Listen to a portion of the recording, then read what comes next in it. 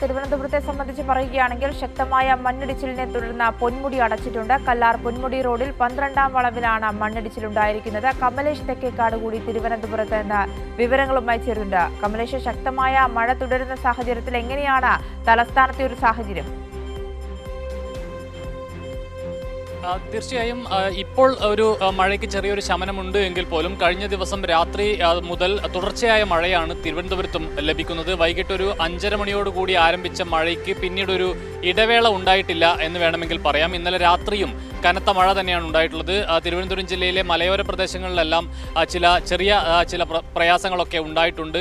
Ponmudi tourism ഈ പ്രദേശത്ത് വലിയ തോതിൽ മഴയും മറ്റ് പ്രശ്നങ്ങളുമൊക്കെ ഉള്ളതിനാൽ പൊന്മുടി അടക്കുന്ന ഒരു സാഹചര്യം ഉണ്ടായിട്ടുണ്ട്. ഇവിടെ ഈ വളവുകളിലെല്ലാം തന്നെ പല 22ഓളം ഹെയർപിൻ വളവുകളുള്ള സ്ഥലമാണ് ഈ പൊന്മുടിയിലേക്കുള്ള വഴി എന്ന് പറയുന്നത്. അവിടങ്ങളിലൊക്കെ ഈ മണ്ണിടിച്ചിലിൻ്റെ ഭാഗമായി റോഡ് ഗതാഗതം തടസ്സപ്പെടുന്ന ഒരു സാഹചര്യം ഉണ്ടായിട്ടുണ്ട്. അതോടൊപ്പം തന്നെ സംസ്ഥാനത്താകെ എടുത്തു നോക്കിക്കഴിഞ്ഞാൽ വലിയ മഴ തന്നെ ഈ വടക്കൻ ജില്ലകളിൽ ഉൾപ്പെടെ വലിയ മഴയാണ് ലഭിക്കുന്നത്. അതുപോലെ തന്നെ രാവിലെ ഈ സംസ്ഥാന ദുരന്ത നിവാരണ അതോറിറ്റിയുടെ മെമ്പർ സെക്രട്ടറി ശേഖർ കുര്യാക്കോസ് മാധ്യമങ്ങളെ കണ്ടിരുന്നു. അദ്ദേഹം പറഞ്ഞത് നിലവിലിപ്പോൾ വലിയ പ്രയാസമുള്ള ജില്ലകളിലും സ്ഥലങ്ങളിലുമൊക്കെ തന്നെ മഴയ്ക്ക് അല്പം ശമനമുണ്ടാകാനുള്ള സാധ്യതയുണ്ട്.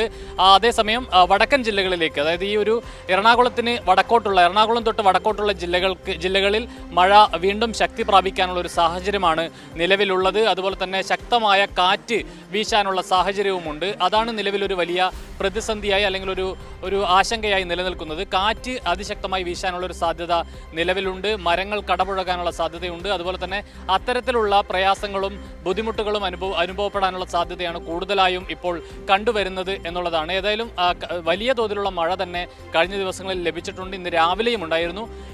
ഇപ്പോൾ മാത്രമാണ് തിരുവനന്തപുരം ജില്ലയിൽ അല്പം മഴയൊന്ന് മാറി നിൽക്കുന്നത്. ശരി, തിരുവനന്തപുരത്തെ വിവരങ്ങളാണ് കമലേഷ് തെക്കേക്കാട് നൽകിയത്.